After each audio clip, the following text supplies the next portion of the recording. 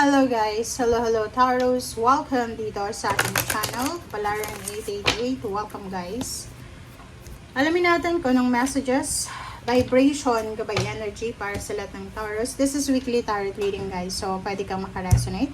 Gamitin mo yung intuition sa panonood. Okay. Number 16 and number 7. Pag inad mo yung 1 and 6 is 7, so 77.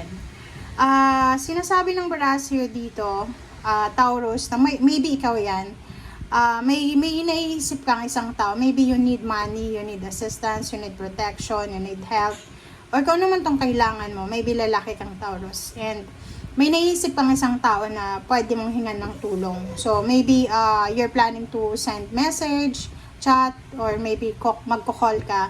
But the problem is, nag-iisip ka, diba? Kasi iniisip mo, paano ko siya tatawagan, paano ko magsisend sa kanya ng message, wala akong communication sa kanya, parang ganun. So, yun. Kung babae ka naman na Taurus, sinasabi ng bara sa'yo na isang tao ang posibleng magpapadala sa'yo ng sulat, ng email, ng chat, ng call, or anything na magdadala to sa'yo ng communication or kung ano man na information or clarity. Okay, thank you.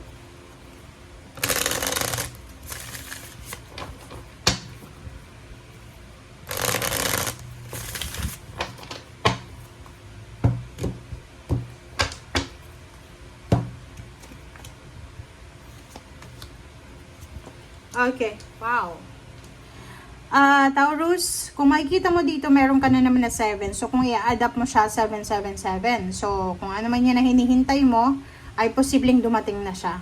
So, either naghihintay ka ng good news about celebration, invitation, pwedeng sagot sa mga questions mo, or nag-a-apply ka ng trabaho, gusto mong mag-apply, or nag-apply ka na, and then naghihintay ka ng sagot. So, dito sinasabi ng bara sa'yo na, yun na nga, etong 6 of Pentacles na to, reverse siya.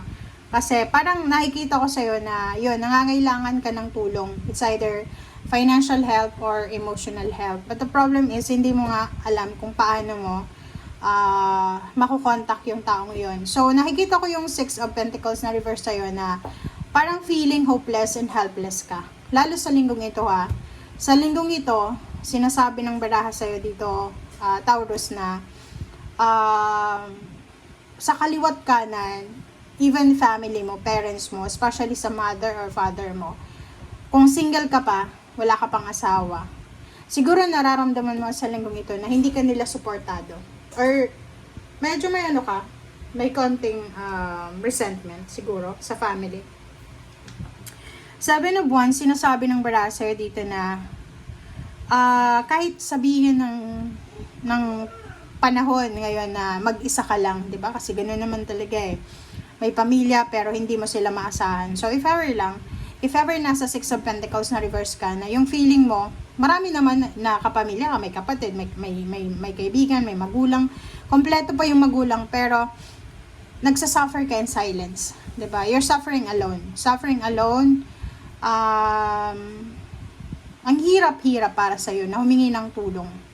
Kasi hindi mo alam kung tatanggihan ka, or hindi mo alam kung ano yung isasagot sa'yo. So, yung 7 of Wands dito is protection. Sinasabi ng barahan na kung walang tao sa paligid mo, kahit kadugo mo na willing kang tulungan, humingi ka ng tulong sa Panginoon. You need to pray. You need to ask guidance sa ating Panginoon. And ipaglaban mo yung kaligayahan mo. So, ibig sabihin, prioritize yourself now. Okay, kung ano yung kailangan mo sa ngayon. Like for example, okay, kailangan mo ng pera because of your kids, because of your family. Sinasabi ng bara sa atin na kung masyado kang nakafocus sa needs ng ibang tao and napapabayaan mo na yung pangangailangan mo, paano ka mabubuhay ng matagal? Kung palagi mong sinasawalang bahala yung health mo, yung emotion mo, yung needs mo. So, hindi masama yung i-prioritize natin yung needs ng ating pamilya, but make sure na hindi naman naagrabyado yung pagkatao mo, or hindi naman napapabayaan yung mga kailangan mo sa buhay. 'Di ba? Okay. So, dito naman sa, diba, Knight of Pentacles and Ace of Pentacles. Okay, so nakikita ko sa'yo dito, maybe 3 months ka nang naghihintay para sa isang job offer. So, maybe 3 months, kailan ba to? June ngayon eh, diba? Magdo-July na June. May, April, March. So, maybe March, or maybe last May, or April. Nag-apply ka ng trabaho siguro sa isang company, or sa isang bansa, or sa isang institution, community. But until now, you're waiting. So, you're waiting patiently sa kung ano man itong job offer, financial help na hinihintay mo.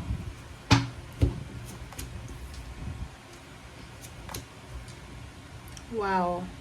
So, nakikita ko sa'yo dito na sawang-sawa ka na sa paghihintay. Wow. Taurus, last year until now. So, parang ang masasabi mo siguro sa sarili mo na waste of time talaga. Yung judgment dito, sinasabi ng barahan na isang desisyon ang kailangan mo nang gawin.